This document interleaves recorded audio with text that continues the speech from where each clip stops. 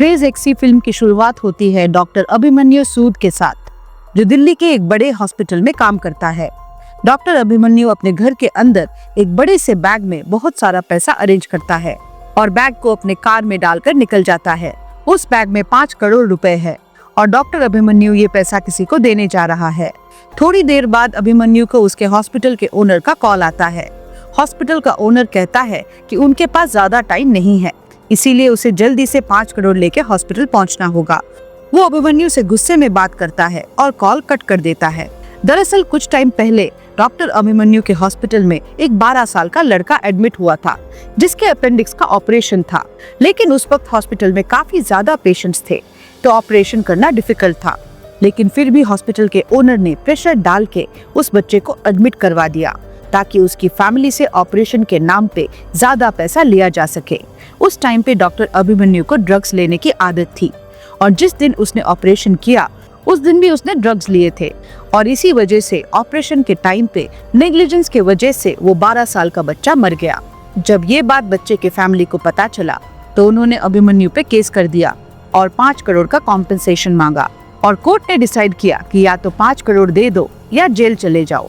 इसीलिए अभिमन्यु आज 5 करोड़ लेके हॉस्पिटल जा रहा है ताकि केस सेटल हो जाए। और हॉस्पिटल का ओनर इसीलिए प्रेशर डाल रहा है क्योंकि अगर अभिमन्यु को जेल होती है तो हॉस्पिटल की रेपुटेशन भी खराब होगी। इसीलिए ओनर बार बार उसे कॉल करके कह रहा है कि जल्दी आ जाओ।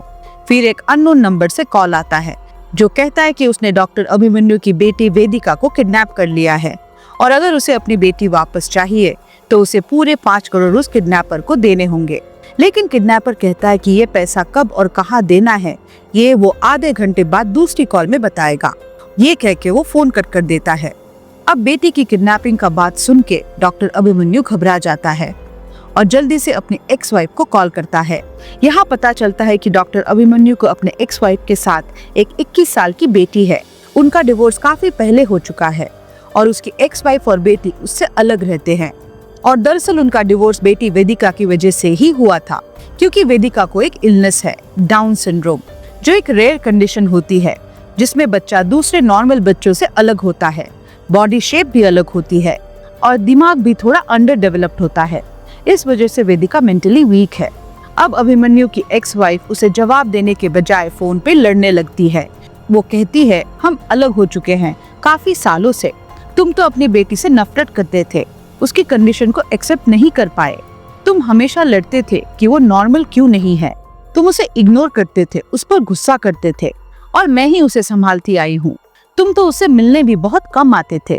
ये सब सुनकर अभिमन्यु सिर्फ कहता है, मुझे इस वक्त तुमसे बात नहीं करनी, सिर्फ ये बताओ कि वेदिका अभी कहाँ है। तब उसकी एक्स वाइफ बताती है कि वेदिका स्कूल में है और वो उसे सुबह ही स्कूल छोड़ के आई थी।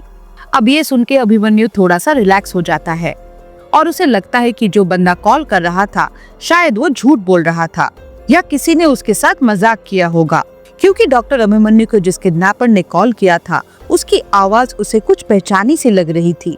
उसे याद आता है कि उसने ये आवाज कहीं पहले सुनी है और हो सकता है कि कभी उससे पहले मिला भी हो, बस उसे याद नहीं आ रहा कि वो कौन है। इसीलिए अभिमन्यु सोचता है कि शायद कोई मजाक ही कर रहा होगा और चिल होके अपनी कार ड्राइव करने लगता है। लेकिन 20 मिनट बाद वो किडनैपर फिर से कॉल करता है और इस बार वो अभिमन्यु को एक लोकेशन भेजता है और कहता है, मैं तुम्हें 1 घंटा देता हूँ, अगर तुम्हें अपनी बेटी प्यारी है तो जल्दी से 5 करोड़ लेकर इस लोकेशन पर आ जाओ। अगर तुम 1 घंटे से ज्यादा लेट हुए तुम्हारी बेटी जिंदा नहीं बचेगी। अभिमन्यु उससे कहता है, मुझे पता है तुम मुझसे मजाक कर रहे हो, मेरी बेटी स्कूल में है, तुम्हारे पास नहीं है, और हाँ, तुम्हारी आवाज मुझे पहले से सुनी सुनी लग रही है, मैं तुमसे मिल चुका हूँ, बस मुझे अभी तुम्हारा चेहरा याद नहीं आ रहा। ये सब सुन के किडनैपर उसे वीडियो कॉल करता है। जैसे ही अभिमन्यु वीडियो कॉल उठाता है वो शॉक्ड हो जाता है। उसकी बेटी वेदिका किडनैपर के पास रस्सी में बंधी बेहोश पड़ी हुई है। अब ये देखकर अभिमन्यु को सच में यकीन हो जाता है कि उसकी बेटी किडनैप हो चुकी है। अब किडनैपर कहता है, तुम्हारे पास सिर्फ 1 घंटा है, जल्दी से लोकेशन पर आओ, 5 करोड़ दे दो और अपनी बेटी ले जाओ। अगर 1 मिनट भी लेट हुए तो तुम्हारी बेटी नहीं बचेगी। फिर किडनैपर कॉल कट कर देता है। इसके बाद डॉक्टर अभिमन्यु बहुत ज्यादा परेशान और कंफ्यूज हो जाता है उसके पास पैसा तो है, लेकिन प्रॉब्लम ये है कि ये 5 करोड़ उसे कोर्ट सेटलमेंट के लिए देने थे। अब वो सेम पैसा उसे किडनैपर को देने पड़ रहे हैं। अगर वो केस सेटल नहीं करता है तो बेटी मर जाएगी, और अगर वो बेटी को बचाता है तो उसका केस खराब हो जाएगा और उसे जेल जाना पड़ेगा। इस सिचुएशन में अटक कर अभिमन्यु अपनी गर्लफ्रेंड को फोन करता है। दरअसल डिवोर्स के बाद से अभिमन्यु अपनी नई गर्लफ्रेंड के साथ रिलेशनशिप में है। वो उससे 5 करोड़ अर्जेंटली मंगवाता है, लेकिन उसकी गर्लफ्रेंड कहती है कि उसके पास इतने पैसे नहीं हैं, और वो पूछती है कि ऐसा क्या हुआ है। तो अभिमन्यु पूरी बात बताता है। सब कुछ सुनने के बाद उसकी गर्लफ्रेंड कहती है, शायद तुम कंफ्यूज्ड हो, लेकिन मुझे लगता है कि ये सब एक ट्रैप है। सोचो, तुम्हारे पास 5 करोड़ है, तुम केस सेटल करने जा रहे हो, और बिल्कुल उसी वक्त तुम्हें कॉल आता है। और इतना ही नहीं, किडनैपर ने भी 5 करोड़ ही मांगे। ये सब कुछ बहुत सस्पिशियस है। अब उसकी गर्लफ्रेंड की बातें सुन के अभिमन्यु को बहुत डाउट होता है।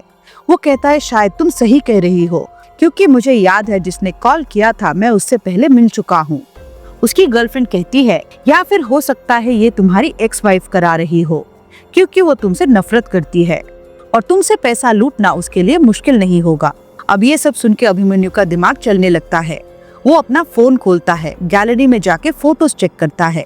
वो सोचता है अगर किडनैपर कोई जानकार है तो उसकी फोटो या वीडियो गैलरी में जरूर होगी। फोटो देखते देखते उसे वेदिका की क्लासमेट्स की ग्रुप फोटो दिखती है। उसमें वेदिका के सारे क्लासमेट्स और उनका टीचर भी होता है। जैसे ही वो टीचर को देखता है उसे याद आता है, ये आवाज तो उसी टीचर की है जिन्होंने मुझे फोन किया था। तो अभिमन्यु को लगता है किडनैपर और कोई नहीं बल्कि वेदिका का टीचर ही है। लेकिन प्रॉब्लम ये है कि वेदिका का स्कूल टीचर तो उससे बहुत प्यार करता था और उसकी केयर भी करता था। अब अभिमन्यु को ये समझ नहीं आता कि उसने ऐसा क्यों किया। फिर वो सोचता है, शायद मेरी एक्स वाइफ ने उसे पैसों का लालच दिया होगा और उसके साथ मिलकर ये सब प्लान बनाया होगा। क्योंकि वो टीचर उनके घर आता जाता था तो उसे मेरे कोर्ट केस और 5 करोड़ सेटलमेंट के बारे में पता चल गया होगा। लकीली उसी टाइम पे अभिमन्यु की एक्स वाइफ का कॉल आता है। वो फोन पे रो रही है और कहती है, मैंने स्कूल में चेक किया, वेदिका स्कूल में नहीं है। टीचर को भी कुछ नहीं पता, शायद वेदिका सच में किडनैप हो गई है। तुम प्लीज जल्दी जाओ और अपनी बेटी को बचा लो। ये सुन के अभिमन्यु कहता है, मुझे पता है तुम ड्रामा कर रही हो। मुझे पता चल गया है कि हमारी बेटी का किडनैपिंग उसके टीचर ने किया है, और मुझे ये भी पता है कि तुम उनके साथ मिली हुई हो। लेकिन अभिमन्यु की बात सुनकर उसकी एक्स वाइफ कहती है, मैं अपनी बेटी की कसम खाती हूँ, मैं किसी के साथ मिली हुई नहीं हूँ और मुझे इस किडनैपिंग के बारे में कुछ नहीं पता। अगर तुम मेरी हेल्प नहीं करोगे तो मैं पुलिस के पास जा रही हूँ। पुलिस का नाम सुनते ही अभिमन्यु उसे रोक देता है और कहता है, अगर तुमने पुलिस की मदद ली और किडनैपर को इस बात का पता चला तो हो सकता है वो वेदिका को जान से मार दे। उस मोमेंट पर अभिमन्यु अपनी एक्स वाइफ पर ट्रस्ट करता है और उसे ये समझ में आ जाता है कि शायद इस किडनैपिंग में सिर्फ उस टीचर का ही हाथ है, और इसीलिए अभिमन्यु डिसाइड करता है कि अब वो सीधे टीचर के बताए लोकेशन पर जाएगा और वहां जाकर 5 करोड़ देकर अपनी बेटी की जान बचाएगा। इसके लिए वो 1 घंटे का टाइम सेट करता है और जल्दी से लोकेशन के लिए निकल जाता है। रास्ते में उसे काफी प्रॉब्लम्स फेस करनी पड़ती है, जैसे ट्रैफिक, खराब रास्ते और बड़े बड़े गड्ढे। लेकिन वो कहीं नहीं रुकता, तेजी से कार ड्राइव करता है। एक पॉइंट पर उसकी कार का टायर पंचर हो जाता है। वो जल्दी से पंचर को ठीक करता है, टायर बदलकर बिना रुके लोकेशन की तरफ निकल पड़ता है। लोकेशन पर पहुंचते ही उसे किडनैपर का कॉल आता है, जो कि वो टीचर ही होता है। टीचर अभिमन्यु से कहता है कि जहां वो खड़ा है उसके सामने एक टनल है, तो उसे टनल के अंदर जाकर पैसे का बैग रख देना है और वहां से सीधा 1 किलोमीटर तक चलना है, तभी उसे उसकी बेटी मिल पाएगी। अभिमन्यु वैसा ही करता है, पैसे टनल में डाल देता है और कार ड्राइव करते हुए अपनी बेटी तक पहुंचने के लिए निकल पड़ता है। लेकिन 100-200 मीटर कार चलाने के बाद ही कार बंद हो जाती है, क्योंकि सारा पेट्रोल खत्म हो चुका था। अब क्योंकि टाइम कम है, इसीलिए वो जल्दी से पैदल भागता है अपनी बेटी को बचाने के लिए। रास्ते में वो एक कंस्ट्रक्शन व्हीकल से टकरा जाता है, जिससे वो काफी ज्यादा इंजर्ड हो जाता है। उसके बॉडी से खून निकलने लगता है और उसका एक घुटना भी डिसलोकेट हो जाता है। अभिमन्यु फिर भी हार नहीं मानता। वो पेन सहकर अपना घुटना खुद ठीक करता है और लंगड़ाते हुए आगे बढ़ता है। 1 किलोमीटर चलने के बाद उसके सामने काफी सारी बोरियां पड़ी हुई है। जिन्हें देखकर उसे लगता है कि हो सकता है उसकी बेटी उनमें से ही किसी के अंदर हो। वो जल्दी से उन्हें खोलने लगता है। 10-12 बोरियां खोलने के बाद उसे एक बोरी के अंदर वही पैसों का बैग मिलता है जो उसने टनल में डाला था, 5 करोड़ का बैग। लेकिन वो ये समझ नहीं पाता कि वो पैसे का बैग जो टनल में डाला गया था उसे टीचर ने यहाँ क्यों रख दिया है। तभी फिर से उसके पास किडनैपर यानी टीचर का कॉल आता है। अभिमन्यु अब गुस्से में कहता है, मेरे साथ मजाक करना बंद करो और बताओ मेरी बेटी कहाँ है। इस बार फोन से एक लड़की की आवाज आती है, वेदिका की आवाज। पापा, मैं आपकी बेटी वेदिका हूँ। वेदिका की आवाज सुनते ही अभिमन्यु कहता है, मैं तुम्हें बचाने आया हूँ, बताओ बेटा तुम कहाँ हो, मैं अभी तुम्हें लेने आ रहा हूँ। लेकिन वेदिका कहती है, पापा असल में मुझे आपसे एक बात कहनी है और मैं चाहती हूँ कि आप गुस्सा मत करो। फिर वेदिका अपने पापा को सब कुछ बताना शुरू करती है। वो कहती है, ये सब एक झूठी किडनैपिंग थी कि मैंने अपने टीचर के साथ मिलकर ये किडनैपिंग प्लान की थी।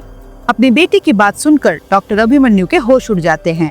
वो ये नहीं समझ पाता कि वेदिका ने ऐसा क्यों किया। वेदिका आगे कहती है, पापा जब से मुझे समझ आई है तब से मैं देख रही हूँ कि आप मुझे कभी पसंद नहीं करते थे।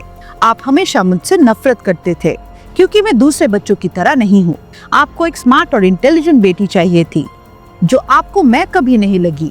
लेकिन असली बात यह है कि मैं भी इंटेलिजेंट हूँ। मैं ये सब कुछ आपको साबित करना चाहती थी कि मैं भी स्मार्ट हूँ, ताकि आप मुझे वो रिस्पेक्ट और प्यार दे जो आपने मुझे कभी नहीं दिया। इसीलिए मैंने ये सब कुछ किया ताकि आप मुझे प्यार और रिस्पेक्ट दे सके। इसके बाद कॉल कट हो जाती है। सब कुछ सुनकर अभिमन्यु का दिमाग हिल जाता है। उसे समझ में नहीं आता कि उसके साथ ये सब क्या हो गया। लेकिन अगले ही मोमेंट में उसके सामने वेदिका खड़ी होती है जो अपना हाथ बढ़ाती है। तब अभिमन्यु समझ जाता है कि वेदिका कोई बेवकूफ नहीं बल्कि एक समझदार लड़की है और उसने ये सब सिर्फ इसीलिए किया ताकि वो अपने आप को अपने पापा के सामने प्रूव कर सके। अब अभिमन्यु को अपनी बेटी की सिचुएशन समझ में आती है और वो हंसते हुए उसका हाथ पकड़ता है। मतलब उसने फाइनली वेदिका को अपनी बेटी के रूप में एक्सेप्ट कर लिया है। जिसके बाद ही वेदिका को अपने पापा से वो प्यार मिलता है जो उसे पहले कभी नहीं मिला था। और क्रेज एक्सी फिल्म की कहानी यहीं खत्म होती है। वीडियो अच्छा लगा तो इसे लाइक कीजिए and please consider subscribing to the channel. मिलते हैं अगले वीडियो में। नमस्कार।